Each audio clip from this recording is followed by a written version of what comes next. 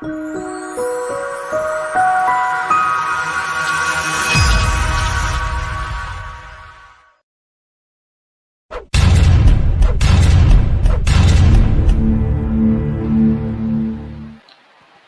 pessoal, sejam bem-vindos a mais um estudo aqui do Livro dos Médiuns. Estou estudando a partir do item 72 aqui sobre a teoria das manifestações físicas. Queria agradecer ao Arthur, ao Rui e a todos que estão assistindo. Então, Rui, nos fala um pouco mais desse capítulo. Pois não, nossas saudações a você, Eric, nosso amigo Arthur, e a você que nos acompanha de casa, interage, estuda conosco pelo chat ao vivo. Teoria das manifestações físicas é o título deste interessante capítulo do Livro dos Médiuns, o Guia dos Médiuns e dos Evocadores, que nos mostra os fundamentos, a lei causal, que torna possível as manifestações físicas. Vejamos, então, a leitura e, a qualquer momento, vamos interromper para os comentários, a salutar troca de ideias. Aqui somando conosco, a partir de agora também, o Cláudio. Seja bem-vindo. Movimentos e suspensões, ruídos, aumento e diminuição de peso dos corpos. Item 72. Demonstrada pelo raciocínio e pelos fatos a existência dos espíritos, assim como a possibilidade que tem de atuar sobre a matéria, trata-se agora de saber como se efetua essa ação e como procedem eles para fazer que se movam as mesas e outros corpos inertes. Certa ideia se apresenta muito naturalmente e assim nós a tivemos, dando-nos outra explicação muito diversa, pela qual longe estávamos de esperar, os espíritos a combateram, constituindo isto uma prova de que a teoria deles não era efeito da nossa opinião. Ora, essa primeira ideia todos a podiam ter, como nós. Quanto à teoria dos espíritos, não cremos que jamais haja acudido à mente de quem quer que seja. Sem dificuldade se reconhecerá quanto é superior à que esposávamos, se bem que menos simples, porque dá solução a inúmeros outros fatos que, com a nossa, não encontravam explicação satisfatória. Desde que se tornaram conhecidas a natureza dos espíritos, sua forma humana, as propriedades semimateriais do perispírito, a ação mecânica que este pode exercer sobre a matéria, desde que, em caso de aparição, se viram mãos fluídicas e mesmo tangíveis tomar dos objetos e transportá-los, julgou-se, como era natural, que o espírito se serviria muito simplesmente de suas próprias mãos para fazer que a mesa girasse e que a força de braço é que ela se erguia no espaço. Mas, então, sendo assim, que necessidade havia de médium? Não pode o espírito atuar só por si? Porque é evidente que o médium, que as mais das vezes põe as mãos sobre a mesa em sentido contrário ao do movimento, ou que mesmo não coloca ali as mãos, não pode secundar o espírito por meio de uma ação muscular qualquer. Deixemos, porém, que primeiro falem os espíritos a quem interrogamos sobre esta questão. Meus amigos, aí logo no início, Kardec deixa perceber qual era o sistema a priori que ele tinha, né, supondo explicativo dos fenômenos de movimentação dos objetos.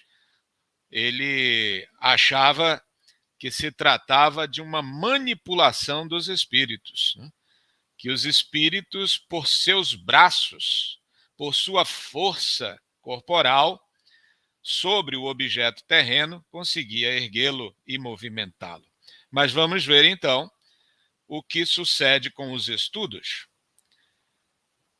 E, no item 74, as respostas dadas pelo Espírito São Luís. Muitos outros depois as confirmaram. Pergunta Kardec: será o fluido universal uma emanação da divindade? Resposta: não. Será uma criação da divindade? Resposta: tudo é criado, exceto Deus. O fluido universal será, ao mesmo tempo, o elemento universal? Sim, é o princípio elementar de todas as coisas. Alguma relação tem ele com o fluido elétrico, cujos efeitos conhecemos? É o seu elemento. Em que estado o fluido universal se nos apresenta na sua maior simplicidade? Para o encontrarmos na sua simplicidade absoluta, precisamos ascender aos espíritos puros. No vosso mundo, ele sempre se acha mais ou menos modificado para formar a matéria compacta que vos cerca.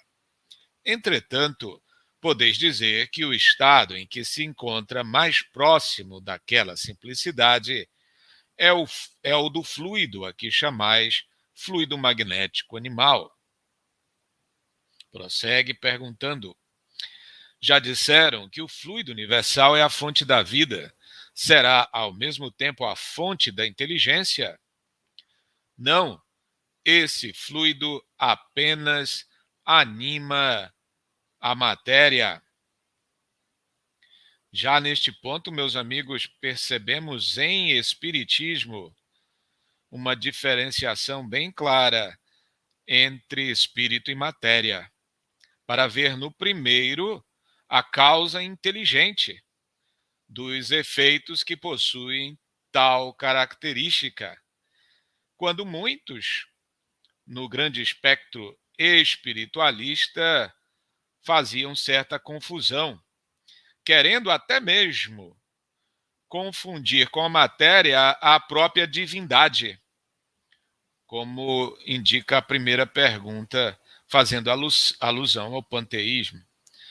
Os amigos gostariam de comentar: ainda há quem, no movimento espírita, para justificar suas práticas, confunda, até certo ponto, causa e efeito, o elemento inteligente com o elemento material animado de inteligência?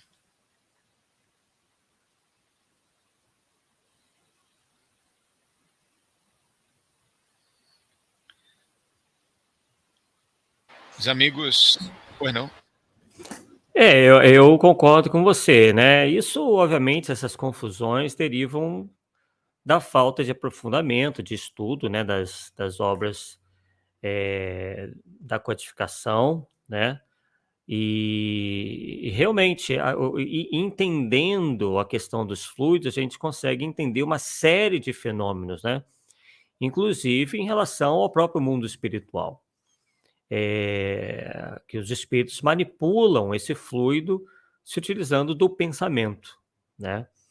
Enfim, é uma questão realmente muito importante e determinadas confusões certamente se originam, na maioria das vezes, de uma falta de aprofundamento, né? Nós verificamos que essa parte inicial do Livro dos Médiuns, ela pode até ser um pouco mais não tão animada, mas é justamente são essas matérias que vão nos dar a base para entender praticamente todo o resto, né? Então, eu realmente concordo aí que há uma certa confusão quando se trata desse assunto. Boa noite, gente. A questão de falta de estudo, e eu me coloco nesse patamar também, essa questão primordial aí de estudo de fluidos, até hoje é uma controvérsia, porque você não há grandes estudos, né, Então, se fica aí, esses dias até a gente entrou numa pequena polêmica aí, porque se usa muito a palavra energia no movimento espírita sem a mínima noção, né? E eu também não tenho. Mas é interessante isso daqui, acabou de falar aí, às vezes quando se fala na questão de que a doutrina, ou os princípios doutrinários podem estar parados no tempo, eu anotei rápido aqui, ó. Hoje, qual que é o topo da ciência material? É a procura dessa partícula única aí, tá? Pode-se dar o nome que se quiser. Eu anotei aqui que eu me lembro, eles chamam hoje, estão tentando procurar a partícula de Deus, né? Que seria a base de todo a construção do que se conhece como universo aí. Então, a atualidade desse pequeno trecho da doutrina aí já é patente. Nós tivemos, alguns anos atrás, não sei, talvez os amigos também tenham, um contato, a gente tinha um contato muito estreito com o senhor Carlos Embaçaí, né? Embaçaí. É uma pena que agora é acometido aí por doença. E ele ficou de nos passar algum material que eles têm de experiências com fluidos espirituais ou com fluidos em laboratórios americanos. Um pouco antes dele disponibilizar esse material para a gente, foi acometido de uma doença, foi internado e a gente perdeu essa oportunidade. Mas ele disse que tinha muito material, da qual ele participava.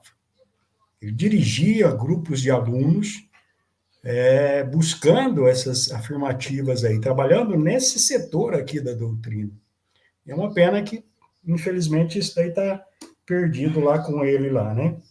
A questão do pensamento, só para chamar a atenção dos amigos, eu gosto dessa parte, embora não tenha nenhum conhecimento, né? Então a gente fica nas notícias.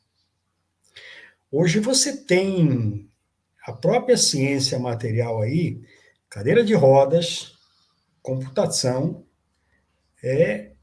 tocada pelo pensamento, está nos primórdios aí, mas você vê, tem um humorista aí, se eu não me engano, brasileiro aí, que eu não me lembro o nome agora, que a família conseguiu já um dos primeiros computadores que ele move o cursor por uma leve piscada ou pela força mental. Então, vem muita coisa por aí. E a doutrina, nessa quesita aí que a gente se embaraça tanto, ela está atualíssima, viu? Só para anotar aí. Tem um texto do Livro dos Espíritos sobre essa questão, que é a pergunta 27, né? Do Livro dos Espíritos, Kardec pergunta: há então dois elementos gerais do universo, a matéria e o espírito? Sim, e acima de tudo Deus, o Criador, o Pai de todas as coisas, né? Deus, espírito e matéria constituem o princípio de tudo o que existe, a Trindade universal, né? Então, o espiritismo adota uma visão dualista, né? O espírito e matéria têm naturezas distintas, né? Diferente do monismo, que seria a crença de que tudo é a mesma coisa, né? Então, o espiritismo adota não, existe duas naturezas distintas, o espírito e a matéria, né? E o fluido cósmico universal seria um intermediário, né? Que seria uma espécie de matéria mais etérea, né? Então, a gente não pode atribuir a matéria à fonte da inteligência, né? A fonte da inteligência é o espírito, né? E a matéria é outra coisa, né? Então, o espiritismo adota essa visão dualista.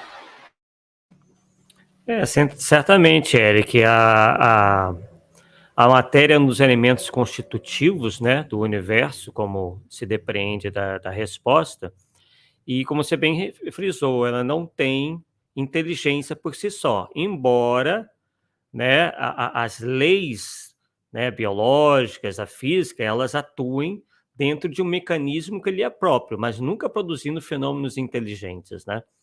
E outra questão interessante, muito se fala, e a gente vai chegar lá na questão do perispírito, e a gente, né, essa questão do fluido é super importante, né, para a gente entender a constituição desse próprio perispírito, e quando os espíritos muitas vezes nos dizem em relação a esse perispírito, a esse corpo espiritual, se tornar cada vez mais etéreo. E ligando as coisas, a gente percebe que esse corpo nosso espiritual vai ficando mais eterizado conforme o nosso próprio progresso, né, espiritual, quando avançamos em termos morais e intelectuais, né? E aí os espíritos nos falam das esferas interditas aos espíritos inferiores.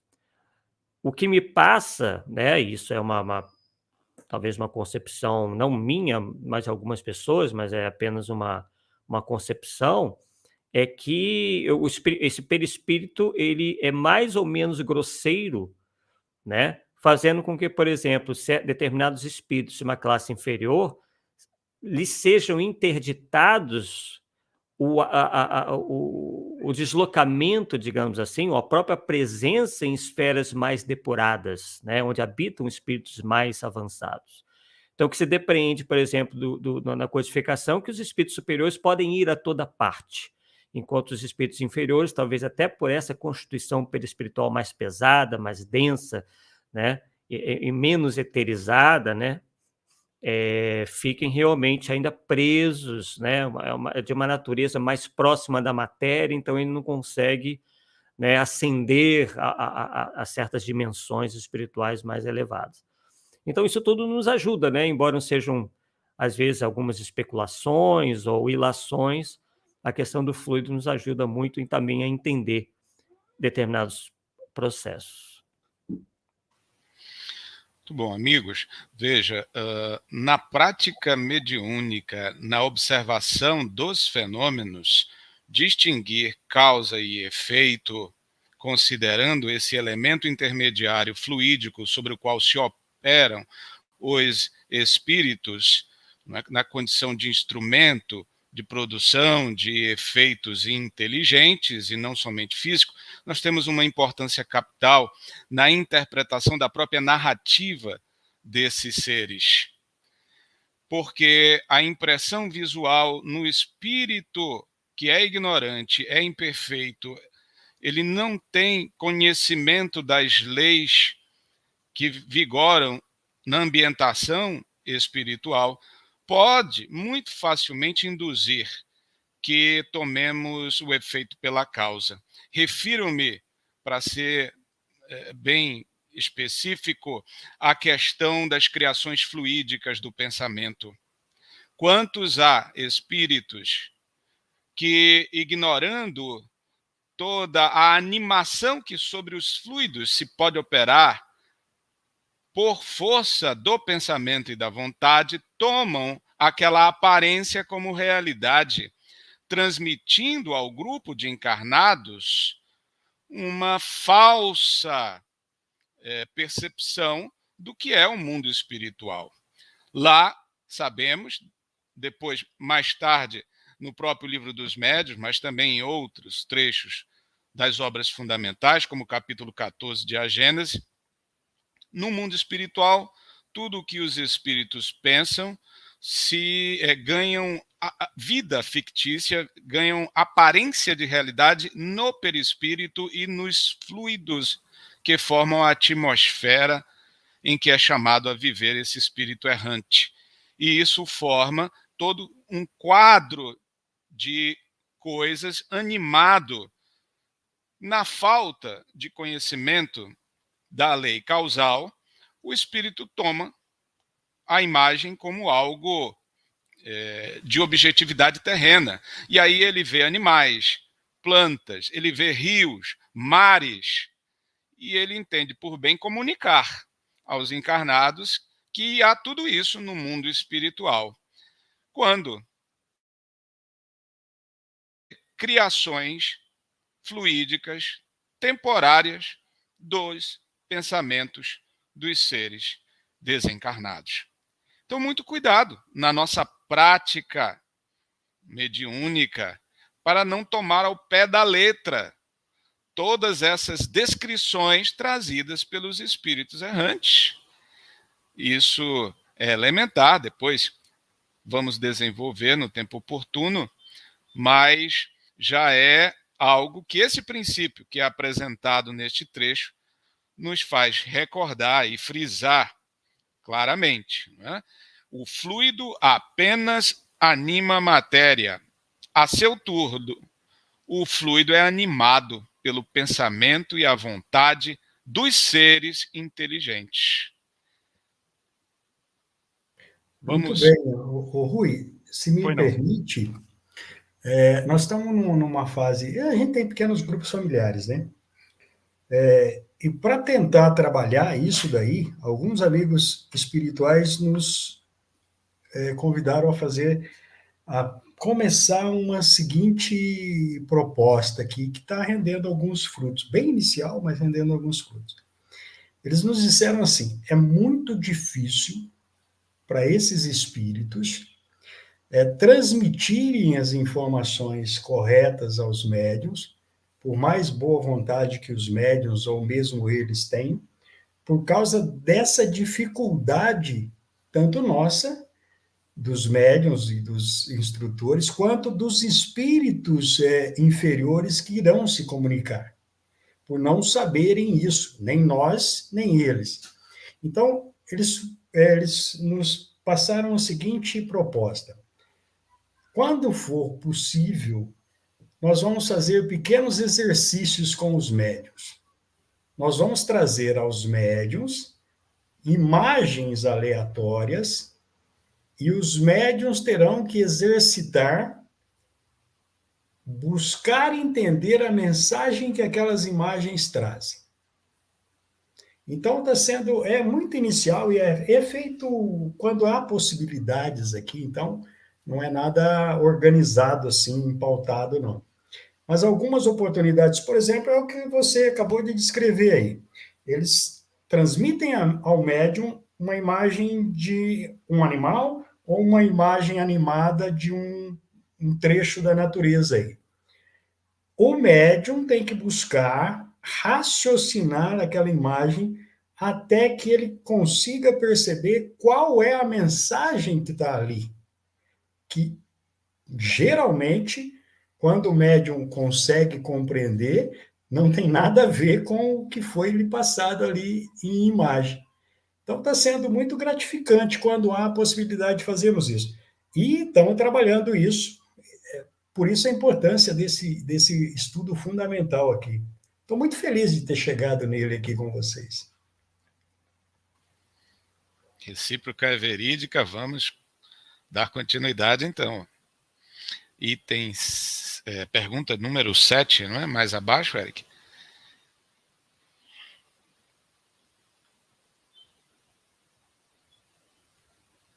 Pois que é desse fluido que se compõe o perispírito, parece que neste ele se acha como estado de condensação que o aproxima até certo ponto da matéria propriamente dita. Resposta: até certo ponto, como dizes, porquanto não tem todas as propriedades da matéria, é mais ou menos condensado conforme os mundos. Pergunta: como pode um espírito produzir um movimento de um corpo sólido? Resposta: combinando uma parte do fluido universal com o fluido próprio àquele efeito que o médium emite. Pergunta: será com os seus próprios membros, de certo modo solidificados, que os espíritos levantam a mesa? Resposta: esta resposta ainda não te levará até onde desejas.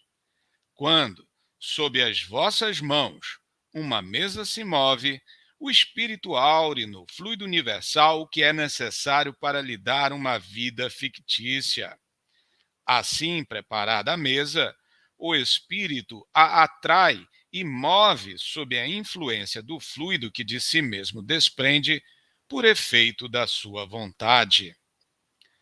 Quando quer pôr em movimento uma massa por demais pesada para as suas forças, chama em seu auxílio outros espíritos, cujas condições sejam idênticas às suas.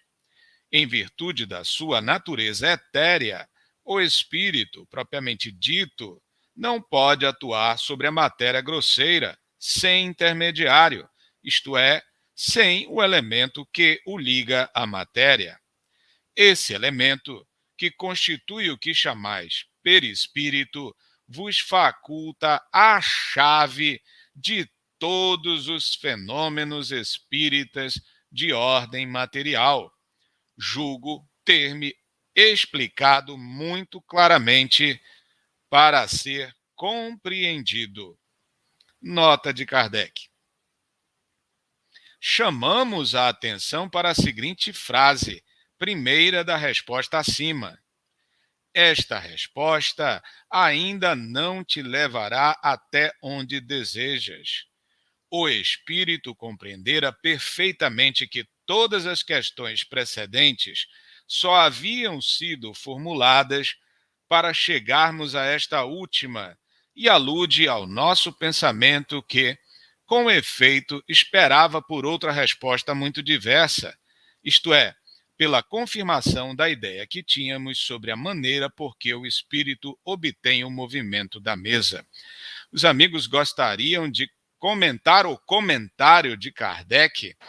Afinal, é curioso aí saber que o espírito já estava com a pipoca pronta enquanto ele ia com o milho.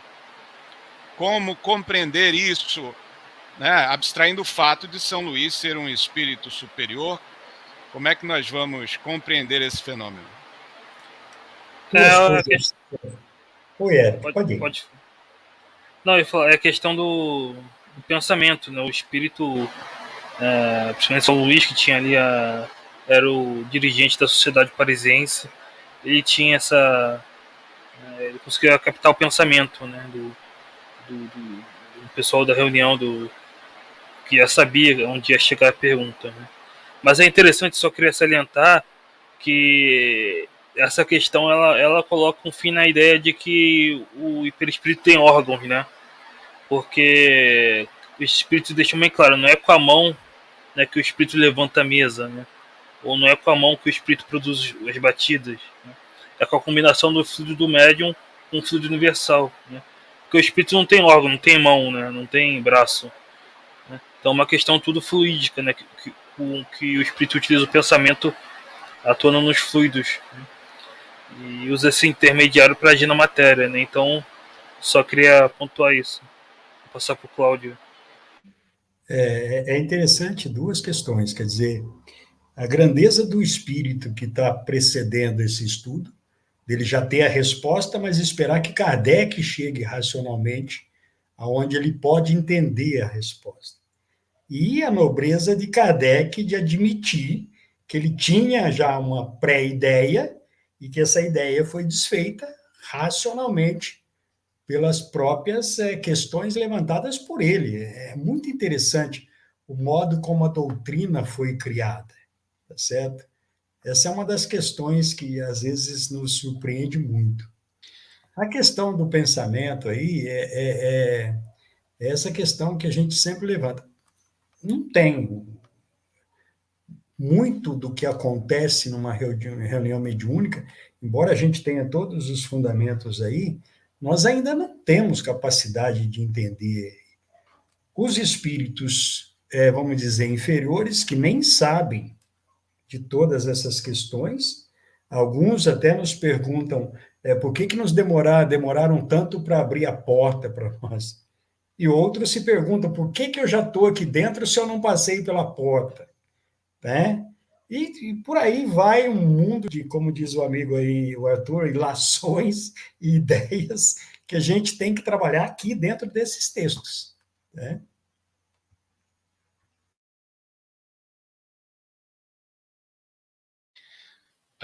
Podemos seguir? É muito interessante, né? E isso derruba a ideia de que de alguma parcela de ainda pessoas que estão iniciando seus estudos, de que basta ser espírito para ter todo o conhecimento, né? E a gente sabe que não é assim. O fato de estar desencarnados não os faz conhecedores desses fenômenos, né? Do porquê que as coisas acontecem, enfim, né? E isso vem e também atesta a questão de que às vezes os espíritos são conduzidos, né?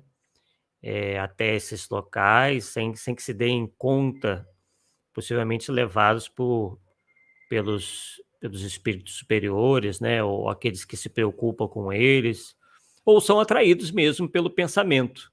E aí, como se deslocam com a velocidade do pensamento, né, conseguem ultrapassar aí as barreiras materiais com tranquilidade, né? Só um espírito mais ignorante acha que talvez esteja ainda encarnado e veja uma porta como uma barreira, né?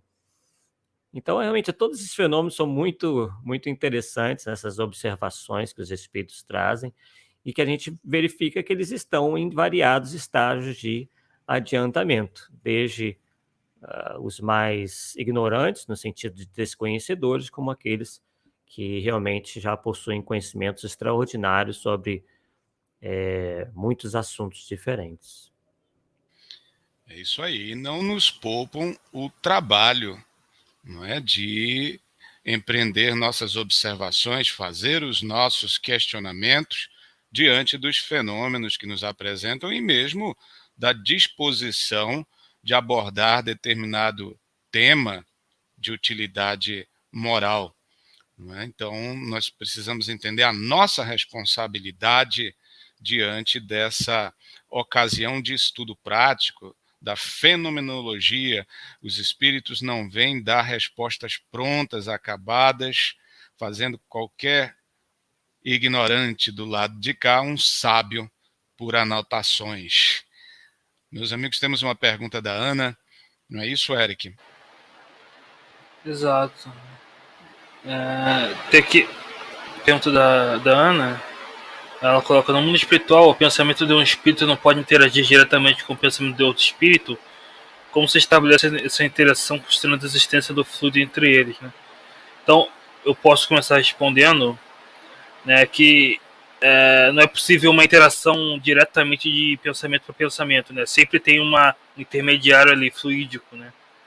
Mesmo os espíritos puros ainda têm perispírito, e através do perispírito que o espírito interage com o mundo exterior, recebe as informações do mundo exterior, né? Então nunca tem sempre intermediário fluídico ali agindo.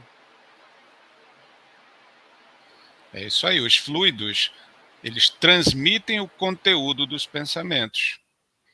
É a telegrafia universal. Então tem sempre o fluido como intermediário. Bom.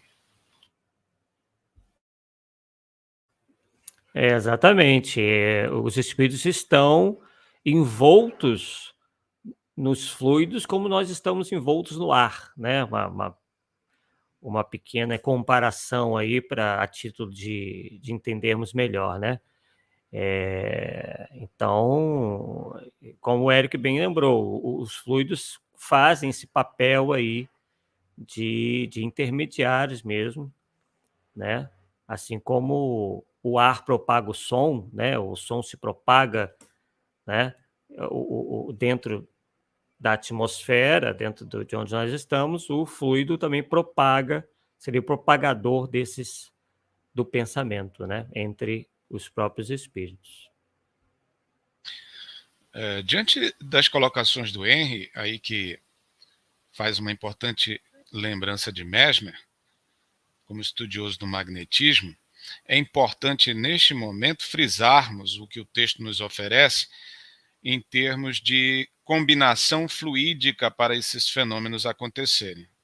No texto a seguir, nós vamos voltar ao ponto, mas só para sublinhar, nós estamos diante de dois tipos de fluidos, ou duas variações do fluido cósmico universal, né, em sua elementaridade, elementar ou pureza. É o fluido, que podemos dizer, espiritual, que reveste os espíritos que estão desencarnados, e o fluido humano, que é um fluido que, nesse fenômeno, pertence ao médium e à economia do corpo físico. Ele adere ao corpo físico, enquanto estivermos nele, nós temos essa outra constituição dos fluidos humanos. Então, o espírito precisa combinar os seus fluidos com esses fluidos humanos ou fluido animal para que os fenômenos ocorram. Item 10, né? Pergunta, 10. Os espíritos que aquele que deseja mover um objeto chama em seu auxílio são-lhe inferiores? Estão-lhe sob as ordens? Resposta: são-lhe iguais quase sempre. Muitas vezes acodem espontaneamente. Pergunta: são aptos todos os espíritos a produzir fenômenos deste gênero, né? Fenômenos de efeito físico?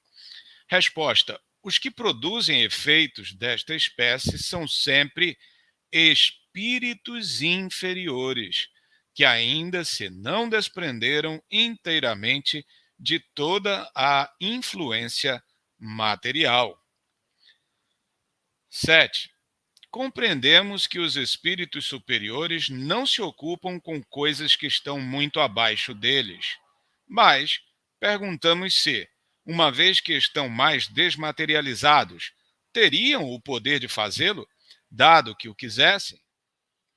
Resposta: os espíritos superiores têm a força moral, como os outros têm a força física. Quando precisam desta força, servem-se dos que a possuem. Já não se vos disse que eles se servem dos espíritos inferiores, como vós vos servis dos carregadores?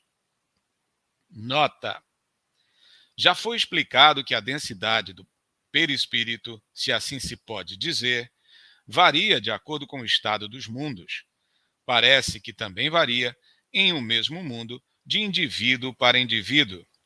Nos espíritos moralmente adiantados, é mais sutil e se aproxima da dos espíritos elevados.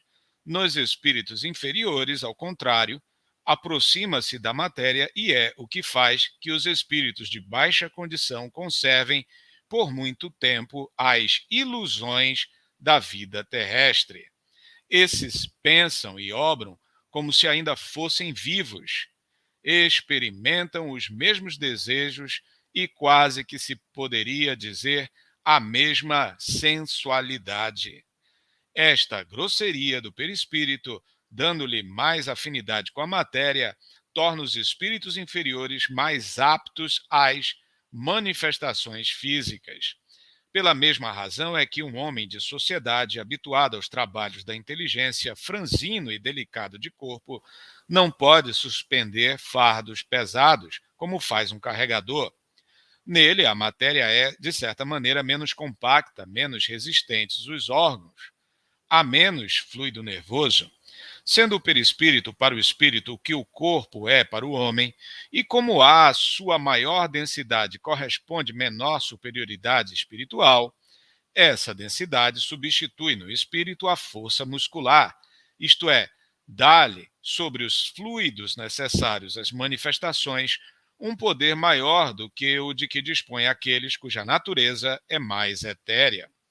Querendo um espírito elevado produzir tais efeitos, faz o que entre nós fazem as pessoas delicadas.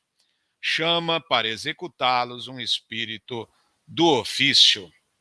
Meus amigos, faço uma pausa aí para novamente comentar e frisar, diante de alguma ideia preconcebida que atribui tais fenômenos de efeitos físicos, ruídos, movimentação de objeto, necessariamente a uma natureza mal intencionada. Já comentamos sobre isso, aliás, num estudo passado, mas eu gostaria de repisar. Por trás de efeito físico, embora saibamos que o agente imediato é um espírito inferior, pode haver um desígnio superior, um espírito superior querendo chamar a nossa atenção. Aliás, parece que foi esse o caso de Kardec, né? Com as mesas girantes. Isso, então, nos serve de alerta, né? Para não presumir. A movimentação, o ruído é uma perseguição, é obra dos maus espíritos, nós estamos em apuros, poderemos ter gratas surpresas em vez disso, não é, gente? Rui, você está sendo hoje muito feliz nisso daí. Eu estava para falar isso. Quando eu estudar isso, e você tem frisado quase todas as vezes que o termo é preciso desmistificar totalmente e começar a colocar realmente os pingos nos is quando se usa ou quando a doutrina, o conhecimento doutrinário usa as palavras inferiores, né? Porque a conotação que se dá até hoje no meio aliás, quando você fala em fenômeno físico, uma aparição, é um terror pelo desconhecimento mínimo doutrinário, e as palavras inferior têm um peso, é o que você acabou de dizer aí. Então, foi muito bom, e estamos sempre frisando, poxa, eu sou um cara superior e eu tenho uma natureza delicada. Então, o que eu tenho o conhecimento de que aquele ali tem uma natureza mais forte do que a minha e pode executar aquela tarefa, né? A superioridade moral dos espíritos aí é de moral verdadeira, não essas morais humanas que a gente, cada grupo, cada sociedade tem uma moral. É moral realmente de conhecimento, de já ter, inclusive, passado pelaquela fieira da inferioridade e ter feito trabalhos físicos. O que isso deprecia um espírito que já está num alto grau de conhecimento e que já tem hoje a possibilidade de ter um corpo menos propenso a executar essa tarefa. É muito delicada essa questão no meio, principalmente quando você vai lidar com pessoas que não têm conhecimento ou nunca tiveram conhecimento doutrinário para poder lidar com esses fatos.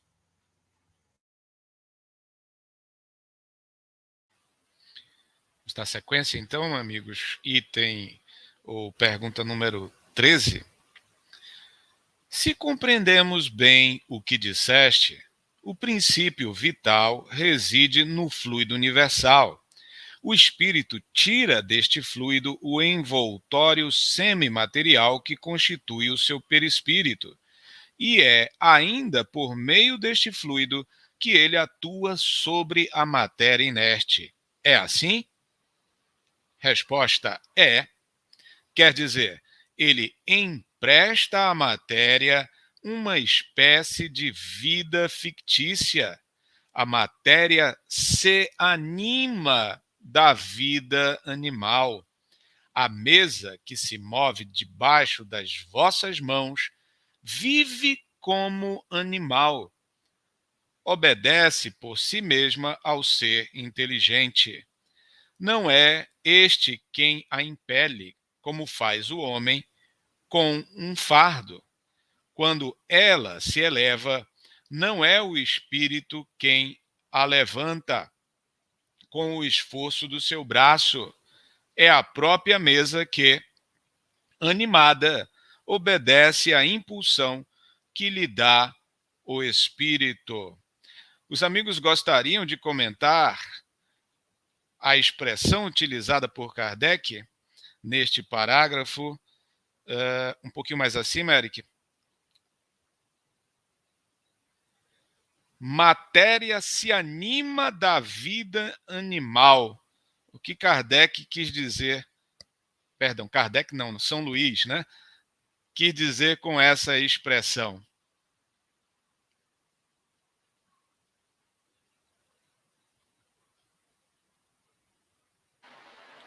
Ele quis colocar justamente que o espírito combina, né, os seus fluidos com o fluido vital que o médium emite, né? E isso dá essa vida fictícia ao objeto, né, à mesa, né? Então não é por meio do braço que o espírito move, né? Porque o espírito não tem órgãos, né? É através dessa combinação fluídica que o objeto ganha essa vida fictícia, né? Então, assim como ele está fazendo essa comparação, né? Assim como um ser vivo é animado pelo fluido vital, né? A mesa seria animada por essa combinação fluídica.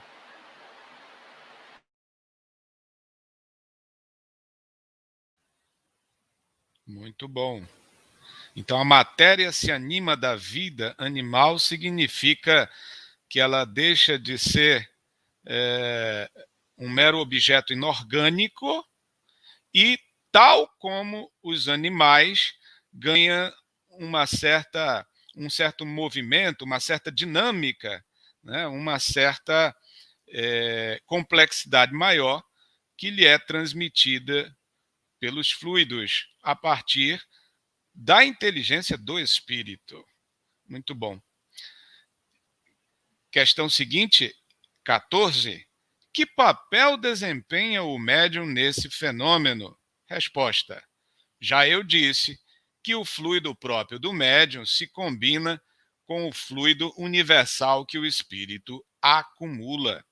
É necessária a união desses dois fluidos, isto é, do fluido animalizado e do fluido universal, para dar vida à mesa. Mas, nota bem, que essa vida é apenas momentânea, que se extingue com a ação e, às vezes, antes que esta termine, logo que a quantidade de fluido deixa de ser bastante para a animar.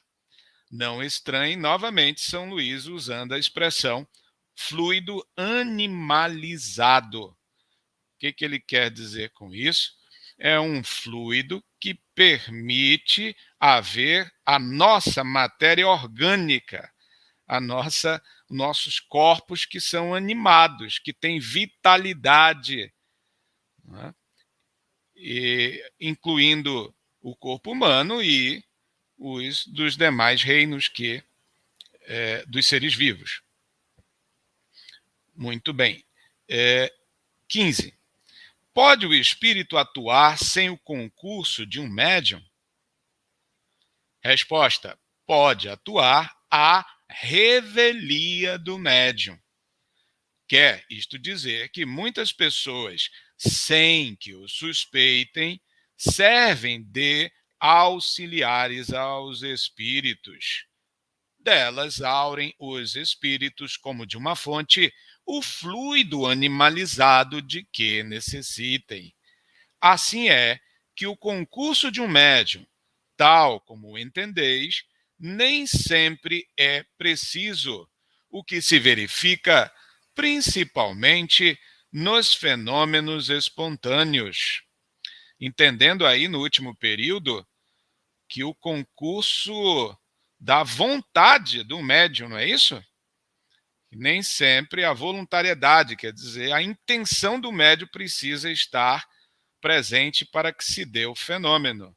Os espíritos, malgrado a vontade do médium, podem tomar por empréstimo, vamos assim dizer, impropriamente, os fluidos humanos para desencadear o efeito físico. Pois não, Cláudio? Com toda certeza, esse trecho aí é culminante na compreensão. Quase todas as vezes, poucas, infelizmente, que a gente teve ocasião de observar alguma coisa acontecendo à revelia, é num ambiente totalmente refratário ao conhecimento espírita, totalmente espontâneo, ninguém buscou acontecer aquilo, e quando você tem condições de estar presente, uma das coisas que a gente faz é observar para a gente conseguir saber quem é o médium de onde está provindo aquele efeito lá. Essa é uma coisa que é corriqueira. É uma família católica, famílias evangélicas, que inclusive abominam qualquer palavra ligada à espiritualidade, e de repente os fenômenos acontecem ali. E é interessante, um ou dois casos que a gente pôde acompanhar aqui. Um caso, por exemplo, quando a gente olha no quarto ao lado, havia um fenômeno de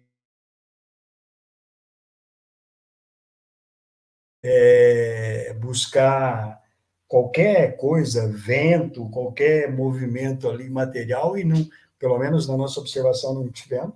E quando a gente observa o quarto ao lado, um pequeno menino de, acho que 7 ou 8 anos na época, basicamente adormecido, e quando o menino acorda, os fenômenos, quando o menino está acordado, o fenômeno nunca acontecia. Infelizmente, a família era de feição ou de coisa evangélica, e a gente não pôde prosseguir em saber até que ponto aquele menino era realmente o autor involuntário do fenômeno ocorrido ali. Eu só queria complementar dizendo que esse caso, né, da faculdade que corre espontaneamente é os médios naturais, né? Kardec usa esse termo, né? Os médios naturais seriam esses onde a faculdade se manifesta espontaneamente, né? Então, muitas vezes acontece isso, que a pessoa está em casa, os pratos caem, quebram e não tem uma causa material. Então, aí é o médium natural, né? Como o Kardec coloca. E há quem seja médium natural inconscientemente. Muito bom. Questão 16. Animada, atua à mesa com inteligência? Pensa. Resposta. Pensa tanto quanto a bengala com que fazes um sinal inteligente. Mas a vitalidade de que se acha animada lhe permite obedecer à impulsão de uma inteligência. Fica, pois, sabendo que a mesa que se move não se torna espírito e que não tem em si mesma capacidade de pensar nem de querer. Nota muito a miúde na linguagem usual, servimos-nos de uma expressão análoga. Diz-se de uma roda que gira velozmente que está animada de um movimento rápido. Muito bom. A questão aí, eu acho que São Luís já estava perdendo a paciência com Kardec. E é muito interessante você ver ali atrás o móvel da coisa, o Kardec provocando até de uma certa maneira, né? Para chegar realmente aos finalmente. Mas aí o homem já estava meio pé da vida com Kardec. Eu exagerei na entonação também. Eu acho que ele devia estar nessa hora fazendo dupla com o Erasto. Né? O Erasto que os seus ditados têm essa impressão mais máscula, vigorosa, assim, né? De poucas ressalvas. Mas eu dei uma ajudazinha enfatizando, né? Vamos lá. Questão número 17. Qual a causa preponderante na produção desse fenômeno? O espírito ou o fluido? Resposta. O espírito é a causa, o fluido o instrumento. Ambos são necessários. Sabe, Cláudio, a gente comenta desse jeito, não é tentando botar panos quentes, mas é observando que também, como espíritos de terceira ordem, nós temos a outra face, que é do milindre, né? Então, se pegamos uma fina ironia desse jeito e de modo a ferir nosso orgulho, né, a gente acaba com a oportunidade de aprendizado. E os dois seguem. Aqui nós vamos ver que o diálogo prossegue com respeito, com moderação, né? E não foi nada. Agora, se é um de nós, vamos acabar aqui. Já virava a mesa. O homem já está chateado, deixa ele descansar, né? Coisas assim. E a gente vê que não se trata disso. Prosseguiu a sessão. Questão 18. Que papel, nesse caso, desempenha a vontade do médium? Resposta. O de atrair os espíritos e secundá-los no impulso que dão ao fluido. A. É sempre indispensável a ação da vontade? Resposta. Aumenta a força, mas nem sempre é necessária, pois que o movimento pode produzir-se contra essa vontade ou a seu malgrado. E isto prova haver uma causa independente do médium. É interessante aí o acréscimo da informação quanto ao poder da vontade, né? Então a gente viu que independe, mas secundar com a vontade facilita o magnetismo inerente ao fenômeno, né? Uma informação para a gente anotar também. 19. Por que é que nem toda a gente pode produzir o mesmo efeito e não tem todos os médios o mesmo poder? Resposta: isto depende da organização e da maior ou menor facilidade com que se pode operar a combinação dos fluidos.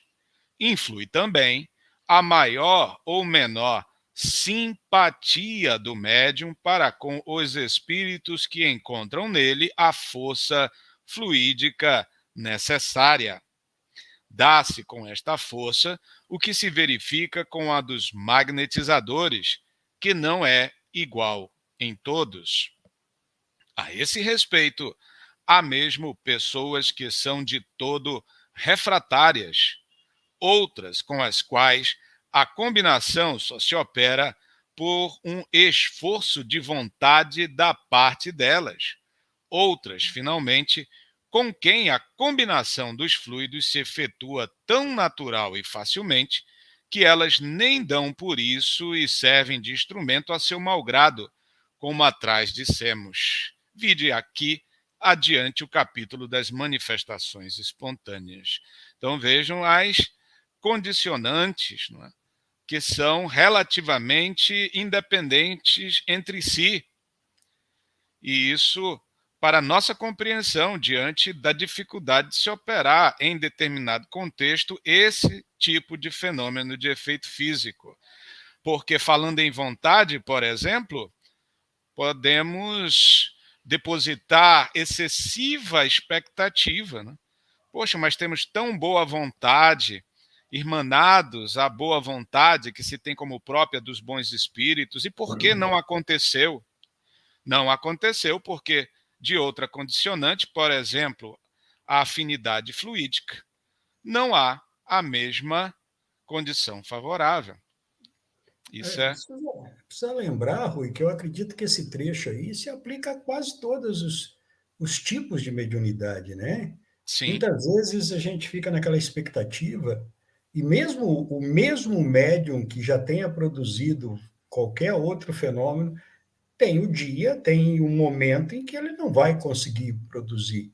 Isso daí eu digo porque eu participei no início da minha caminhada na doutrina das chamadas escolas de médiuns, que têm os seus méritos, mas que bate exatamente na cabeça disso daí, porque você colocar 2, 20, 200 pessoas numa sala, passar um estudo e esperar que elas produzam o mesmo fenômeno, é uma coisa muito louca que, infelizmente, a gente passou por isso até que a doutrina vai esclarecendo.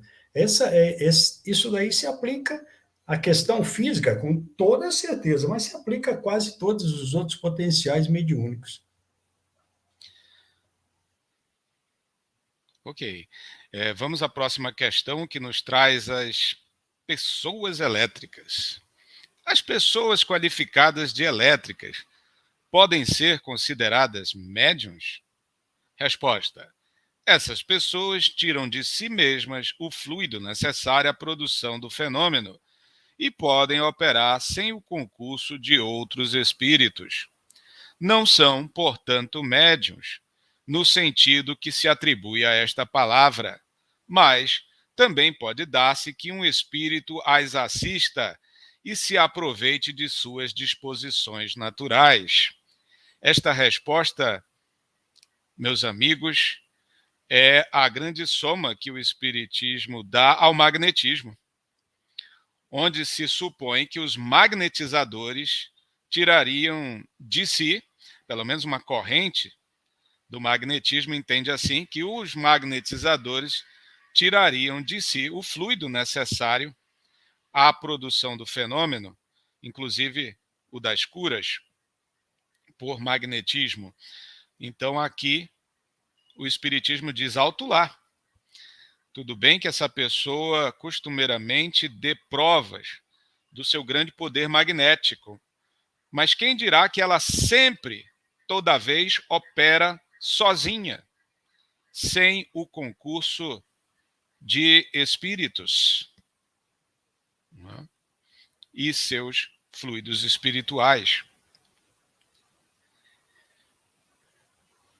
O pessoal, a gente tem uma experiência com um jovem que hoje ele deve estar com seus 35, 36 anos, 10 anos, 12 anos que ele está com a gente. Um magnetizador nato, mas absolutamente espontâneo quando a gente o conheceu. E um processo de trabalho com ele participando de pequenas reuniões conosco era um fenômeno até, muitas vezes, incompreensível, na maioria das vezes incompreensível, porque quando ele atuava, só para vocês terem uma ideia, podia estar, por exemplo, no inverno, e esse rapaz saía da reunião tendo que trocar a roupa, de tanto que ele suava, vamos dizer assim, com os movimentos espontâneos que fazia. Bom, 10 anos, 12 anos que está com a gente, hoje se dedica muito a estudar magnetismo, se dedica muito a estudar a doutrina e a participar, e hoje é patente a assistência dos espíritos quando ele vai atuar magneticamente. Ele próprio sabe disso, sente isso, e mudou, vamos dizer assim, progrediu a tal ponto que uma coisa que era física e grosseira, hoje é uma coisa absolutamente serena e tranquila quando ele trabalha magneticamente. Essa questão aí é muito, muito legal também, e a gente Quando eu li isso aí agora, me fez lembrar dos fenômenos, alguns fenômenos que são estudados pela parapsicologia, né? Entre eles a telecinésia, né? Também chamada psicocinese, psicapa. Eles escrevem esse fenômeno como sendo justamente isso, a capacidade de uma pessoa movimentar, manipular, enfim, exercer força sobre um objeto, enfim, apenas utilizando o que eles consideram a força da mente, né? Acredito que, embora raro, né, seja uma desses fenômenos que Kardec aí está, que o Espírito São Luís, né, está aí se referindo, né, e chamando de de pessoas qualificadas e elétricas, né?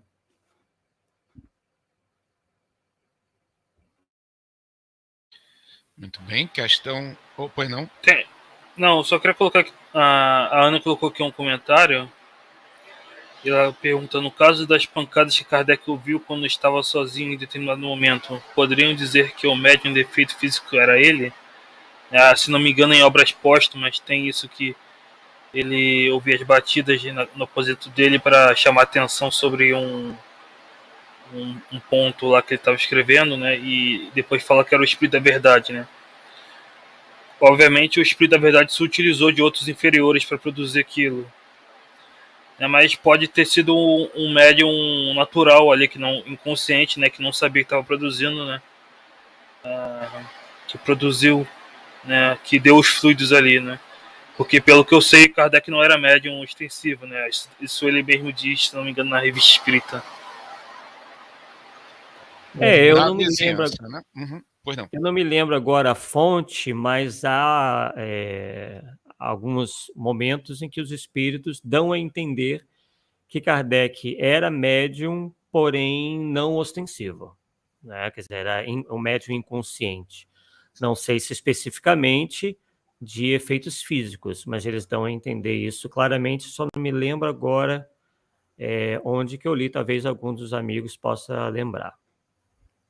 Lembrando as questões precedentes acima aí, esses médiums de efeito físico que vai ser retirado o fluido, ele necessariamente não precisa estar presente no local. Os espíritos que dirigem esses fenômenos têm essa capacidade de recolher esse fluido de um médium que esteja distante para operar ali, naquele local que é necessário para chamar a atenção. Acho que, como no caso de Kardec, talvez tenha sido essa a questão. Vizinho não faltava ali, não, né? Que morava numa galeria ali, né? Apartamentos em sequência ali, então não era preciso nem ir muito longe. Vamos na pergunta 21. O espírito que atua sobre os corpos sólidos para movê-los se coloca na substância mesma dos corpos ou fora dela? Resposta: dá-se uma e outra coisa. Já dissemos que a matéria não constitui obstáculos para os espíritos. Em tudo eles penetram. Uma porção do perispírito se identifica, por assim dizer, com o objeto em que penetra. Questão 22. Como faz o espírito para bater? Serve-se de algum objeto material? Resposta: tanto quanto dos braços para levantar a mesa. Sabes perfeitamente que nenhum martelo tem o espírito à sua disposição. Seu martelo é o fluido que, combinado, ele põe em ação pela sua vontade para mover ou bater. Quando move um objeto, a luz vos dá a percepção do movimento. Quando bate, o ar vos traz o som. Concebam o poder que está nestes fluidos, não é, gente? Agitados pelo pensamento e a vontade, como eles conseguem imitar, trazer essa condição que é própria do mundo físico. Concebemos... Pois não, Arthur? Não, eu achei aqui, realmente, algumas passagens onde dá a entender que Kardec era um médium inspirado, né? Então, realmente, em relação a fenômenos físicos, em nenhum momento é dito que ele poderia participar, mas sim que ele recebia, né, por meio dessa inspiração, né, conselhos dos espíritos. Por exemplo, aqui tem um trecho que diz o seguinte sobre Kardec.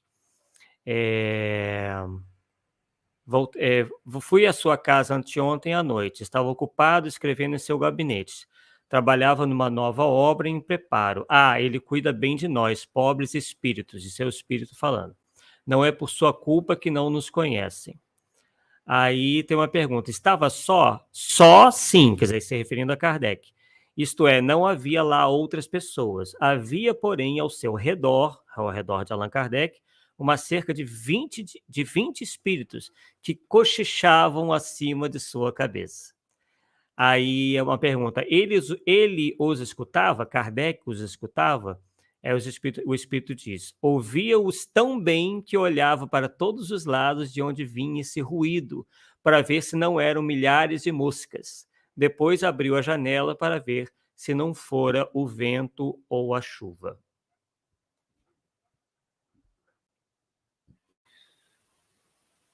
Muito bem. Acho que no próprio Livro dos Médiuns nós vamos ver outras coisas aqui também, lá na ópera, né, partilhando de uma vidência, né, e outros episódios mais. Mas vamos aqui na questão 23. Concebemos que seja assim quando o espírito bate num corpo duro, mas como pode fazer que se ouçam ruídos ou sons articulados na massa instável do ar? Resposta: pois que é possível atuar sobre a matéria, tanto pode ele atuar sobre uma mesa como sobre o ar. Quanto aos sons articulados, pode imitá-los, como pode fazer com quaisquer outros ruídos. E aí, gente, a gente vai poder cantar pensando. Só pensando a gente vai cantar. Opa, vou ter uma voz de Pavarotti aí. Inciso não. Desculpa, coisa de quem trabalha com direito, né? Questão número 24. Dizes que o espírito não se serve de suas mãos para deslocar a mesa. Entretanto, já se tem visto em certas manifestações visuais aparecerem mãos a dedilhar um teclado, a percutir as teclas. Neste caso, o movimento das teclas não será devido, como parece, à pressão dos dedos? E não é também direta e real essa pressão quando se faz sentir sobre nós, quando as mãos que a exercem deixam marcas na pele? Resposta: não podeis compreender a natureza dos espíritos nem a maneira por que atuam, senão mediante comparações, que de uma e outra coisa apenas vos dão ideia incompleta, e errareis sempre que quiserdes assimilar aos vossos os processos de que eles usam. Estes, necessariamente, hão de corresponder à organização que lhes é própria. Já te não disse eu que o fluido do perispírito penetra a matéria e com ela se identifica, que a anima de uma vida fictícia? Pois bem, quando o espírito põe os dedos sobre as teclas, realmente os põe e de fato as movimenta. Porém, não é por meio da força muscular que exerce a pressão. Ele as anima como o faz com a mesa, e as teclas, obedecendo-lhe à vontade, se abaixam e tangem as cordas do piano. Em tudo isto, uma coisa ainda se dá que difícil vos será compreender. É que alguns espíritos tão pouco adiantados se encontram e, em comparação com os espíritos elevados, tão materiais se conservam que guardam as ilusões da vida terrena e julgam obrar como quando tinham o corpo de carne. Não percebem a verdadeira causa dos efeitos que produzem, mais do que um camponês compreende a teoria dos sons que articula. Perguntai-lhes como é que tocam piano e vos responderão que batendo com os dedos nas teclas, porque julgam ser assim que o fazem. O efeito se produz instintivamente neles, sem que saibam como, se bem lhes resulte da ação da vontade. O mesmo ocorre quando se exprimem por palavras. Eita nó! Isso é impressionante, não é, gente? Impressionante. Quer dizer, a gente se impressiona com a aparência e a essência é diversa. Saturam de fluido e, ao imaginar fazerem tal coisa, o fluido repercute o efeito sobre a matéria. Nada a ver com força muscular, nada a ver com mãos, braços espirituais. Pois não, Cláudio? Percebo aí a pérola que é a palavra, as duas palavras manifestações visuais, ou seja, você tem um médium vendo um fenômeno que ele também não compreende e que ele não vê na sua totalidade, né? É muito esclarecedor esses textos aqui. Pois é, e tem vidente que se ofende, não é? Quando a gente diz que tem que ressignificar, que tem que procurar o sentido profundo das imagens. É interessante que diz aqui, né, que porque julgam ser assim que o fazem, né? Então é interessante exatamente isso que vocês falaram, né? Muitas vezes o médium que está vendo, ou o espírito, não compreende realmente o que está acontecendo, né? Porque realmente são espíritos de terceira ordem, né? Ainda com as ilusões, né? da vida material, né? Então é por isso que é preciso ter cuidado com os relatos que os espíritos fazem, né? Se o espírito diz que está numa colônia, que lá está tocando um piano, comendo, bebendo, né? Não é porque o espírito está dizendo, não é porque o espírito acredita nisso que realmente é verdade, né? É uma construção, né, fluídica ali que o espírito toma por real, né? Então é importante separar o que é percepção do espírito, o que é realidade, né?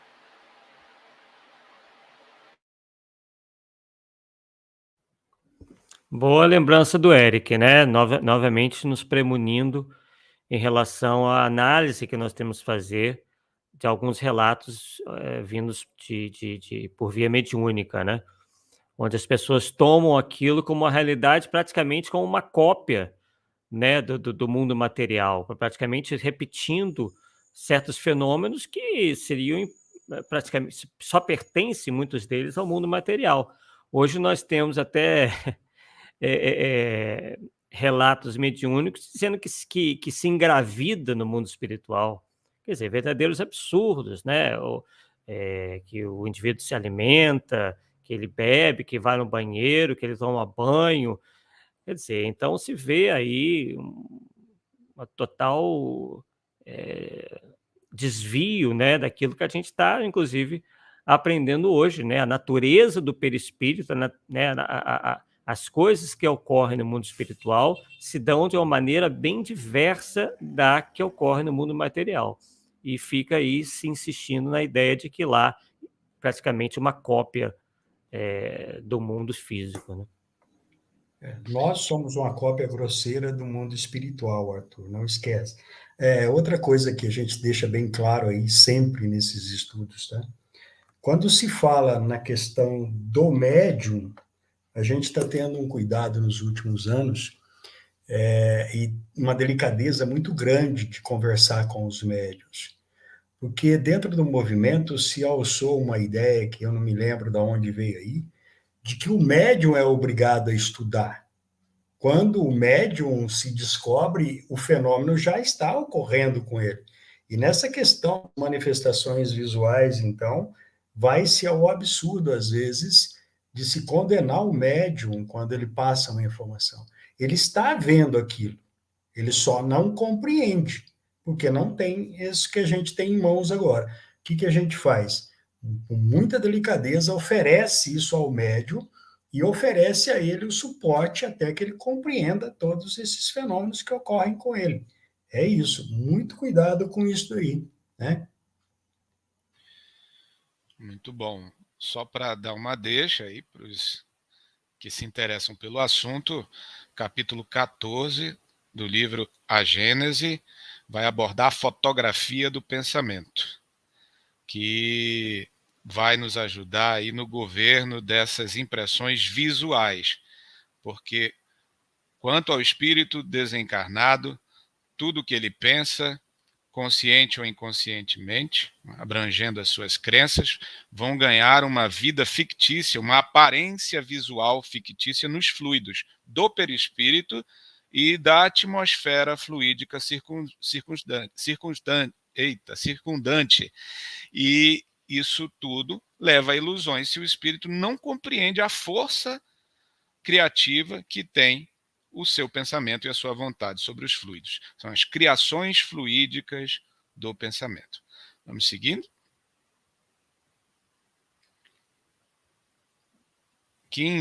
25. Entre os fenômenos que se apontam como probantes da ação de uma potência oculta, alguns há evidentemente contrários a todas as conhecidas leis da natureza. Nesses casos, não será legítima a dúvida? Resposta: é que o homem está longe de conhecer todas as leis da natureza. Se as conhecesse todas, seria espírito superior. Cada dia que se passa desmente os que, supondo tudo saberem, pretendem impor limites à natureza, sem que por isso, entretanto, se tornem menos orgulhosos, desvendando-lhe incessantemente novos mistérios. Deus adverte o homem de que deve desconfiar de suas próprias luzes, porquanto dia virá em que a ciência do mais sábio será confundida. Não tendes todos os dias sob os olhos exemplos de corpos animados de um movimento que domina a força da gravitação? Uma pedra atirada para o ar não sobrepuja momentaneamente aquela força? Pobres homens, que vos considerais muito sábios e cuja tola vaidade a todos os momentos está sendo desbancada, ficais sabendo que ainda sois muito pequeninos.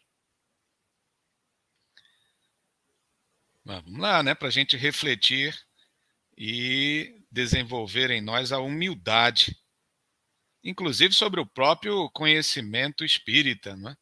Que às vezes a gente, ao término de um estudo rápido de alguns meses, já se considera versado, mestre, professor de espiritismo, e acaba, sem querer, reproduzindo falsas doutrinas, nossos equívocos de interpretação. Não é? É preciso que a gente seja prudente e humilde para reconhecer a necessidade, como o Cláudio falou, de ficar sempre relendo, refletindo essas mesmas páginas antes de tomá-las como desatualizadas, como muito básicas, né, e superadas por outras melhores. Estas explicações são claras, categóricas e isentas de ambiguidade. Delas ressalta, como ponto capital, que o fluido universal, onde se contém o princípio da vida, é o agente principal das manifestações, agente que recebe impulsão do espírito, seja encarnado, seja errante. Condensado, esse fluido constitui o perispírito, ou o invólucro semimaterial do espírito. Encarnado este, o perispírito se acha unido à matéria do corpo. Estando o espírito na erraticidade, ele se encontra livre. Quando o espírito está encarnado, a substância do perispírito se acha mais ou menos ligada, mais ou menos aderente, se assim nos podemos exprimir. Em algumas pessoas se verifica, por efeito de suas organizações, uma espécie de emanação desse fluido, e é isso, propriamente falando, o que constitui o médium de influências físicas. A emissão do fluido animalizado pode ser mais ou menos abundante, como mais ou menos fácil a sua combinação, donde os médiuns mais ou menos poderosos. Essa emissão, porém, não é permanente, o que explica a intermitência do poder mediúnico. Façamos uma comparação. Quando se tem vontade de atuar materialmente sobre um ponto colocado à distância, quem quer é o pensamento, mas o pensamento por si só não irá percutir o ponto. É-lhe preciso um intermediário, posto sob a sua direção, uma vara, um projétil, uma corrente de ar, etc. Notai também que o pensamento não atua diretamente sobre a vara, porquanto, se esta não for tocada, não se moverá. O pensamento, que não é senão o espírito encarnado, está unido ao corpo pelo perispírito e não pode atuar sobre o corpo sem o perispírito, como não o pode sobre a vara sem o corpo. Atua sobre o perispírito por ser esta a substância com que tem mais afinidade. O perispírito atua sobre os músculos tomam a vara e a vara bate no ponto visado.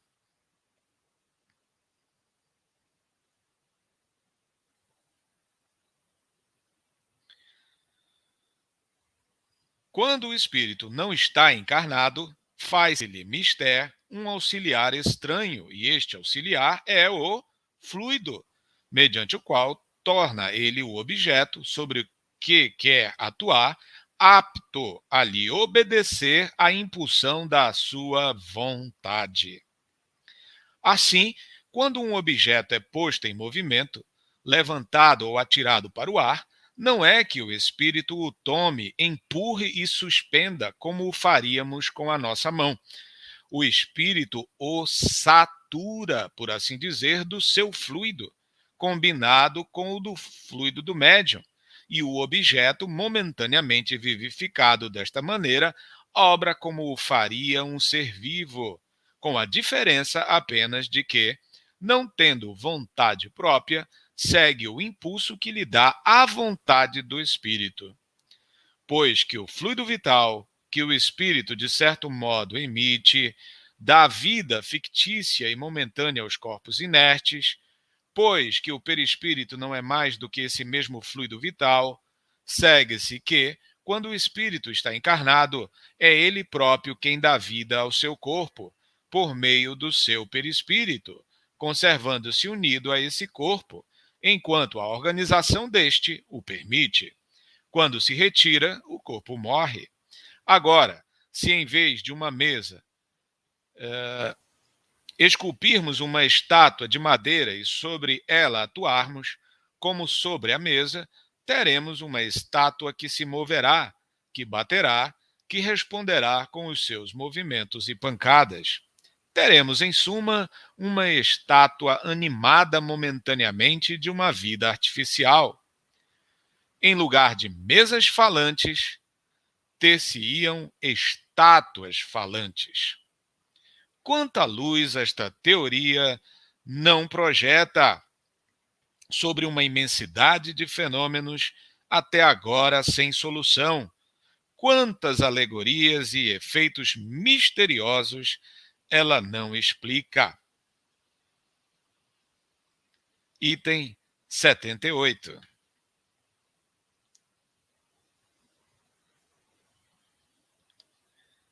Os incrédulos ainda objetam que o fenômeno da suspensão das mesas, sem ponto de apoio, é impossível, por ser contrário à lei de gravitação. Responder-lhes-emos que, em primeiro lugar, a negativa não constitui uma prova, em segundo lugar, que, sendo real o fato, pouco importa contrarie ele todas as leis conhecidas, circunstância que só provaria uma coisa, que ela decorre de uma lei desconhecida, e os negadores não podem alimentar a pretensão de conhecerem todas as leis da natureza. Acabamos de explicar uma dessas leis, mas isso não é razão para que eles a aceitem, precisamente porque ela nos é revelada por espíritos que despiram a veste terrena, em vez de o ser por espíritos que ainda trazem essa veste e têm assento na academia. De modo que, se o espírito de Arago vivo na Terra houvesse enunciado essa lei, eles a teriam admitido de olhos fechados, mas, desde que vem do espírito de Arago, morto é uma utopia. Por que isto? Porque acreditam que, tendo Arago morrido, tudo o que nele havia também morreu. Não temos a presunção de os dissuadir. Entretanto, como tal objeção pode causar embaraço a algumas pessoas, tentaremos dar-lhes resposta, colocando-nos no ponto de vista em que eles se colocam, isto é, abstraindo por instante da teoria da animação factícia.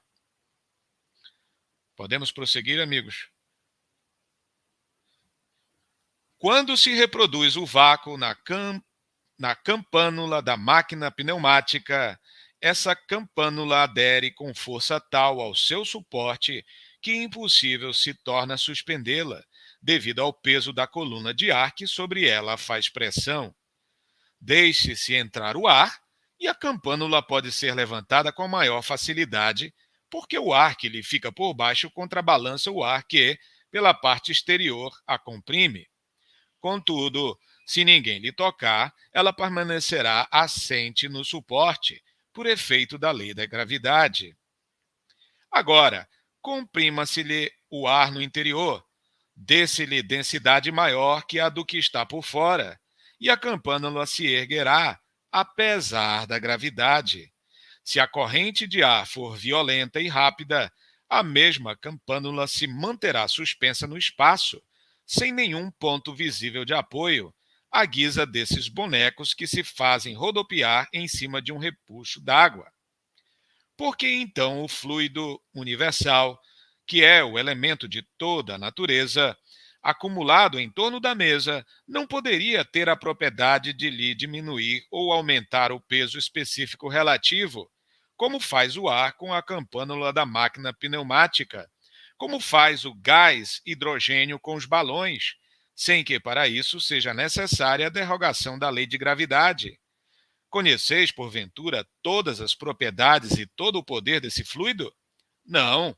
Pois então, não negueis a realidade de um fato apenas por poderdes explicar, argumenta Kardec aos céticos. Voltemos à teoria do movimento da mesa. Se, pelo meio indicado, o espírito pode suspender uma mesa, também pode suspender qualquer outra coisa. Uma poltrona, por exemplo. Se pode levantar uma poltrona, também pode, tendo força suficiente, levantá-la com uma pessoa sentada nela. Aí está a explicação do fenômeno que o Sr. Ohm produziu inúmeras vezes consigo mesmo e com outras pessoas. Repetiu-o durante uma viagem a Londres e, para provar que os espectadores não eram joguetes de uma ilusão de ótica, fez no forro, enquanto suspenso, uma marca a lápis e que muitas pessoas lhe passassem por baixo. Sabe-se que o Sr. Ohm é um poderoso médium de efeitos físicos. Naquele caso, era ao mesmo tempo a causa eficiente e o objeto. Falamos há pouco do possível aumento de peso. Efetivamente, esse é um fenômeno que às vezes se produz e que nada apresenta de mais anormal do que a prodigiosa resistência da campânula sobre a pressão da coluna atmosférica. Tem-se visto, sob a influência de certos médiuns, objetos muito leves oferecerem idêntica resistência e em seguida cederem de repente ao menor esforço. Na experiência de que acima tratamos, a campânula não se torna realmente mais nem menos pesada em si mesma, mas parece ter maior peso por efeito da causa exterior que sobre ela atua. O mesmo provavelmente se dá aqui. A mesa tem sempre o mesmo peso intrínseco, porquanto sua massa não aumentou. Porém, uma força estranha se lhe opõe ao movimento e essa causa pode residir nos fluidos ambientes que a penetram, como reside no ar, a que aumenta ou diminui o peso aparente da campânula. Fazei a experiência da campânula pneumática diante de um campônio ignorante, incapaz de compreender que o que atua é o ar, que ele não vê, e não vos será difícil persuadi-lo de que aquilo é obra do diabo. Dirão talvez que, sendo imponderável esse fluido, um acúmulo dele não pode aumentar o peso de qualquer objeto. De acordo, mas notai que, se nos servirmos do termo acúmulo, foi por comparação, não porque assimilemos em absoluto aquele fluido ao ar. Ele é imponderável, seja. Entretanto, nada prova que o é. Desconhecemos a sua natureza íntima e estamos longe de lhe conhecer todas as propriedades. Antes que se houvesse experimentado a gravidade do ar, ninguém suspeitava dos efeitos dessa mesma gravidade. Também a eletricidade se classifica entre os fluidos imponderáveis. No entanto, um corpo pode ser fixado por uma corrente elétrica e oferecer grande resistência a quem queira suspendê-lo. Tornou-se, assim, aparentemente mais pesado. Fora ilógico afirmar-se que o suporte não existe simplesmente por não ser visível. O espírito pode ter alavancas que nos sejam desconhecidas. A natureza nos prova todos os dias que o seu poder ultrapassa os limites do testemunho dos sentidos. Só por uma causa semelhante se pode explicar o singular fenômeno, tantas vezes observado, de uma pessoa fraca e delicada levantar com 2 dedos sem esforço e como se tratasse de uma pena, um homem forte e robusto com a cadeira em que está assentado. As intermitências da faculdade provam que a causa é estranha à pessoa que produz o fenômeno. Meus amigos, analogia à parte para a explicação aos céticos, que admirável são esses fluidos! Quantas propriedades que devemos atuar e também saber governar, compreender, enquanto espíritos que somos. Passo a palavra para as suas considerações finais. O que dá a entender claramente aí é que a beleza do que vem à frente, né, para a humanidade aí, né, quando se der conta da questão espírito envolvida em toda a natureza, em toda a vida. E essas questões forem tratadas corretamente, tanto científica como espiritualmente falando. Então, tem muita coisa boa por aí. E a gente está só no início disso, né? Muito bom.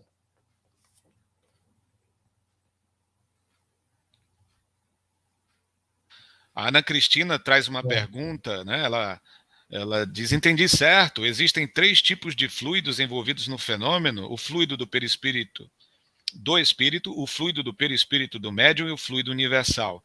Ana, faltou aí, você pode colocar, em vez do fluido universal, o fluido animal ou fluido humano, né? Que é o segundo tipo de fluido de que se reveste o médium, enquanto ser encarnado. Os espíritos precisam se apropriar desse fluido animal, ou fluido vital, ou fluido humano, que é o que tem mais aderência, que é mais denso e dá aso, combinado com o fluido espiritual, a esses fenômenos.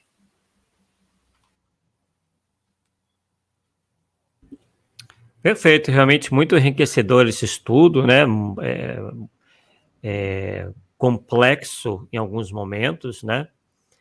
Mas que ajudam bastante, compõem aí a base, como dissemos anteriormente, né? E foi dito também pelos colegas, para o entendimento de uma série de fenômenos, né? Tanto de origem física, como também alguns que são descritos pelos próprios espíritos que se passam no mundo, do que se passa no mundo espiritual, né?